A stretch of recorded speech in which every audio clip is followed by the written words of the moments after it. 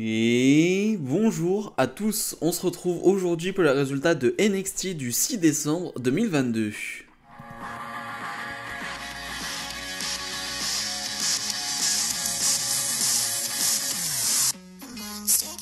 Mais avant de parler du show, n'oubliez pas de mettre le petit pouce bleu et de vous abonner. Alors je pense que je vais le rappeler un peu plus fréquemment parce que lors de la dernière vidéo je l'ai rappelé et il y a eu une grosse vague d'abonnements et c'était assez stable depuis un petit moment, donc j'avoue que je vais le rappeler un peu plus souvent. Bref, ce show qui débute directement avec un match à 3 pour déterminer qui sera la dernière superstar à rentrer dans ce Iron Survivor Challenge match.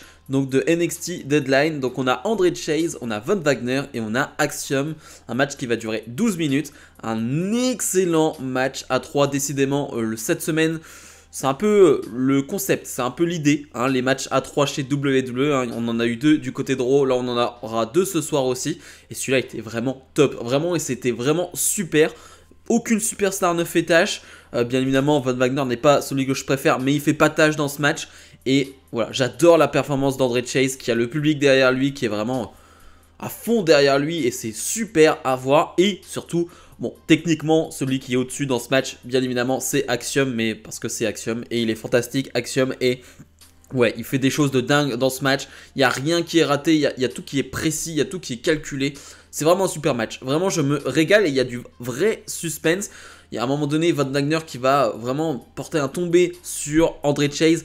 Je pense vraiment que c'est fini. Et bah non, André Chase qui se relève à 2,99. Et finalement, une fin de match où André Chase pense avoir fait le plus dur en portant un crossbody sur Von Wagner, mais il se retrouve à l'extérieur du ring en portant ce crossbody. Axiom en profite, 1, 2, 3, victoire de Axiom qui sera donc dans ce Iron Survivor Challenge match, dans ce match à 5.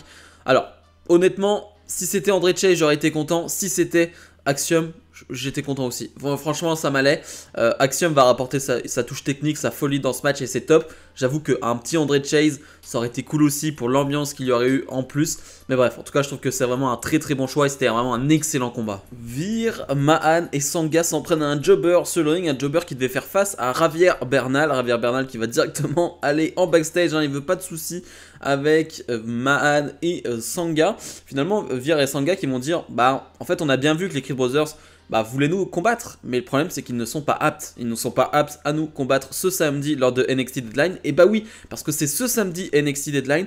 Il n'y aura pas de prono. Il n'y aura pas de prono pour NXT Deadline. Je pense que je vais reprendre les pronos de NXT pour les shows de l'année prochaine, dans le sens où je crois que dès février, on a Vengeance Day, ça a été annoncé.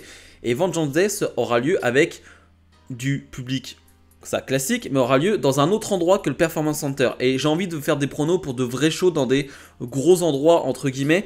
Pas que je dénigre NXT Deadline, mais c'est vrai que tous les shows au Performance Center, c'est quand même moins prestigieux. Donc on aura le retour des pronostics à ce moment-là. Mais bref, en tout cas, les Creed Brothers vont arriver.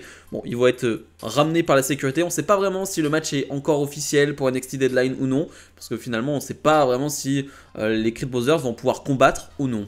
Tony D'Angelo fait son retour sur les rings de NXT et ça fait extrêmement plaisir. Lui qui était blessé suite à un match avec Wesley, si je dis pas de bêtises. Mais en tout cas, voilà, il était blessé et il fait son retour sur le ring. Il va battre en quelques minutes un Xion Queen. Bon, pas grand chose à dire, mais en tout cas très content qu'il soit de retour, très content qu'il soit apte et qu'il aille mieux. C'est quand même un super catcheur pour NXT. Toute sa personnalité, etc. C'est très bon pour NXT. Et finalement, Tony D'Angelo va dire une chose. Justement, c'est Wesley pour lui qui l'a blessé. Et il veut ce titre de champion nord-américain. Wesley qui va arriver, qui lui dit bon, ok, c'est bien, mais tu vas devoir attendre. Il y a Dijak qui est déjà premier dans la file d'attente. Mets-toi dans la file d'attente et on verra derrière. Dijak qui va répondre par écran interposé, qui va dire bon, déjà, arrêtez de parler de moi j'en ai rien à faire. Moi, il faut que je m'occupe de NXT, j'en ai rien à faire de Tony D'Angelo ou quoi que ce soit, juste ne prononcez plus mon nom. Finalement, Wesley va réussir à s'échapper alors que D'Angelo a voulu l'attaquer. Mais bref, en tout cas, c'est quand même une très bonne chose de revoir Tony D'Angelo. On peut imaginer que Tony D'Angelo affrontera Wesley ou en tout cas Dijak. En tout cas, voilà, ça va se jouer, je pense, avec ces trois-là. Et d'ailleurs, le match n'est pas officiel, il n'y a pas de Dijak contre Wesley à NXT Deadline, je pense que c'est un peu tôt, on aura sûrement peut-être pour Vengeance ou pour un show entre les deux, mais voilà, en tout cas, je suis très content de revoir Tony D'Angelo. Charlie Dempsey, le fils de William Regal, fait face à Hank Walker. Et c'est plutôt pas mal, ça dure quelques minutes, mais on peut voir ce qu'est Charlie Dempsey. Et j'aime beaucoup le fait que dans ce NXT qui est rempli de gimmicks, eh bien sa gimmick lui c'est d'être le catcheur. Le catcheur, c'est ça sa gimmick. Et je trouve ça plutôt cool. Voilà, on n'a pas cette gimmick là entre guillemets. Et bah lui il l'a. Et je trouve ça plutôt intéressant avec ce catch à l'ancienne. Et il a le style un peu à l'ancienne, donc ça match très bien. Pendant le match, chose très intéressante, on a Drew Gulak qui va venir observer ce combat. Ça va un peu perturber d'ailleurs Charlie Dempsey, mais Charlie Dempsey va finalement gagner ce match avec une prise de soumission où il va tordre en deux son adversaire. Mais c'est intéressant, on sait que Drew Gulak est un spécialiste du catch technique, du catch au sol, et est-ce qu'il va y avoir des trois petits trucs avec Charlie Dempsey? Est-ce qu'il va l'entraîner? Est-ce qu'il va le coacher? Est-ce qu'il va y avoir plutôt une rivalité? On ne sait pas trop. Pour le moment, il n'y a rien qui est fait entre les deux. Mais en tout cas, j'ai trouvé le petit moment très très intéressant et j'ai envie d'en voir plus de Charlie Dempsey. Pretty Deadly, les champions par équipe de NXT sont sur le ring et nous récitent un conte de Noël. Ce conte de Noël qui a pour héros les Pretty Deadly. J'avoue que c'est plutôt sympa, t'as une bonne ambiance, voilà, c'est l'ambiance de Noël, j'avoue que j'aime bien l'ambiance de Noël, donc voilà, ça me gêne pas, je trouve ça plutôt marrant. Et la grosse surprise, l'énorme surprise, vraiment, je l'ai pas vu venir du tout, eh bien la musique du New Day va retentir, le New Day qui est là, donc Xavier Woods et Kofi Kingston, et Xavier Woods et Kofi Kingston vont dire, bon, vous êtes bien sympa, le compte était marrant, mais nous ce qui nous importe c'est contre qui vous allez défendre vos titres de champion par équipe de NXT ce samedi lors de NXT Deadline. Clairement, le New Day se met en challenger et clairement, on aura ce match à NXT Deadline. Finalement, le New Day va tabasser les Pretty Deadly qui vont s'en aller. Et bah alors là, quelle surprise. Vraiment, je m'y attendais absolument pas. Vraiment, quand la musique du New Day a retenti, j'étais vraiment très choqué. Vraiment. Et je suis content, c'est vraiment un bon cadeau de Noël. Pour le coup, oui, il n'y a pas de construction. Oui, il n'y a pas une histoire sur des semaines et des semaines. Mais j'ai envie de dire, c'est un cadeau de Noël. Pretty Deadly face au New Day. Le New Day qui fait pas grand chose dans le roster principal. Bah c'est très bien. Tu les ramènes là pour un match de championnat. Ça va mettre des yeux sur NXT. Ça va donner un super match en plus. Bien évidemment, j'espère que Pretty Deadly vont quand même l'emporter. Hein. Ça, ce serait logique et je pense que ce sera le cas. Mais en tout cas, ouais, je trouve que c'est une super bonne idée. Et bah, ça va superbement bien terminer l'année. Ayla Dawn fait son premier match du côté de NXT face à Thea Hale. Ça va pas durer très très longtemps, mais vraiment j'aime beaucoup ce que fait Thea Hale à chaque fois sur les quelques minutes qu'on lui donne. Elle a beaucoup d'énergie, hein. Vraiment c'est une vraie petite pile électrique. Et je rappelle qu'elle a seulement 19 ans. Voilà, j'aime bien rappeler son âge à chaque fois parce que vraiment, elle est vraiment très très jeune. Mais bref, Ayla Dawn va remporter ce match et après le match, eh bien Alba Fire va s'en prendre à elle, hein, bien évidemment.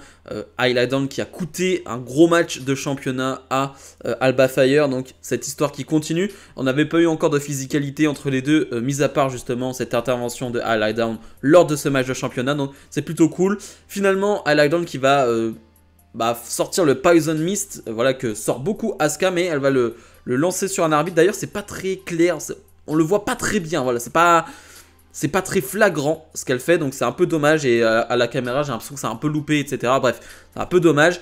Mais en tout cas, c'est pas Alba Fire qui a pris ce Poison Mist. Bref, en tout cas, voilà, il y a de la physicalité. On rentre un peu plus dans cette histoire. Et je suis vraiment très très intrigué par le personnage de Ayla Dawn. Josh Briggs et Bruce Johnson font face à Malik Blade et Edris Enofe.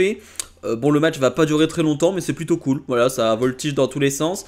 On peut noter deux choses dans ce combat. On a déjà Von Wagner qui va s'en prendre à donc Odyssey Jones qui maintenant est partenaire, j'ai envie de dire, de Malik Blade et Edris Enofe. Voilà, ça va un peu gêner Malik Blade et Edris Enofe. Et pendant le match, on a l'assistante de Kiana James qui a mis une petite lettre dans l'un des sacs de Josh Briggs, si je dis pas de bêtises. Et donc c'est une invitation pour NXT Deadline. Ok, on sait pas trop ce que ça veut dire, mais pourquoi pas, ou pourquoi, je ne sais pas. En tout cas, bref, Josh Briggs et Brooke Johnson vont profiter justement de Von Wagner, de son arrivée pour remporter ce match. Voilà, c'était très court, mais j'avoue que c'était plutôt très sympathique sur le ring. Match à 3 pour déterminer qui sera la dernière membre de ce match à NXT Deadline, ce Iron Survivor Challenge match. On a dans ce match Wendy Choo, on a Fallon Henley et on a Indy Hartwell. Un match qui va durer 10-12 minutes. Excellent match à 3, encore une fois, hein, décidément. Tous les matchs à 3 de cette semaine ont plutôt été très bons. Et celui-là est vraiment très cool. Très cool parce que tu as deux filles qui ont un peu moins d'expérience. Indy Hartwell, je la mets à part parce qu'elle vient pas vraiment de NXT. Enfin, Indy Hartwell a un passé, un vrai passé, et elle a plus d'expérience que Wendy Choo ou que Fallon Henley. Mais j'aime beaucoup, j'avoue qu'il y a petit coup de cœur pour Fallon Henley ces dernières semaines. Je trouve qu'il y a vraiment une grosse amélioration. Elle était beaucoup dans l'ombre de Brooks et Briggs. Là, elle est vraiment mise en avant et je trouve qu'elle fait vraiment de bonnes choses dans l'attitude, dans son énergie, dans sa manière de faire. Il y a vraiment de très belles choses du côté de Fallon Henley et j'avoue que petit coup de cœur de ces dernières semaines, vraiment j'aime beaucoup. J'aime vraiment beaucoup ce qu'elle nous fait. Bref, on a vraiment un bon match avec une finalité où Indy Hartwell va presque voler le match à Wendy Choo et va... Alors vraiment ça me dégoûte parce que son finish est nul. Je trouve que son finish est nul alors qu'elle avait un super finish, hein, ce springboard descente du coude que j'adorais. Et bah non, elle le fait plus, elle fait ce coup de la corde à linge au sol là comme ça, qui est porté dans le dos de son adversaire. Je trouve ça nul vraiment. Mais en tout cas, Indy Hartwell avance et donc sera dans ce match à 5. Plutôt logique, c'est elle qui a plus d'expérience et on essaie de construire un peu autre chose avec son personnage, donc c'est plutôt logique. Bien évidemment, j'aurais aimé une Fallon Henley avec son envie du moment, son push du moment, mais c'est plutôt logique, ça fait sens de voir Indy Hartwell dans ce match. Et le main event, Grayson Waller Effect, on retrouve les 5 participants à ce Iron Survivor Challenge match. Donc on a Grayson Waller, on a Axiom, on a Carmelo Hayes, on a JD McDonagh et on a Joe Gacy. C'était pas le segment de l'année, on va pas se mentir, déjà parce que c'est vrai que je viens d'y penser, ça m'a fait tilt quand j'ai vu les 5 personnages, les 5 caractères, c'est que il n'y a qu'un face finalement dans ce match, il n'y a qu'un face et c'est Axiom. Et Axiom est très bon sur le ring, mais j'avoue que là au micro, c'est pas lui qui m'a fait la meilleure impression, clairement pas. Déjà en plus avec le masque, etc., c'est quand même très compliqué de parler et d'avoir du charisme quand tu parles.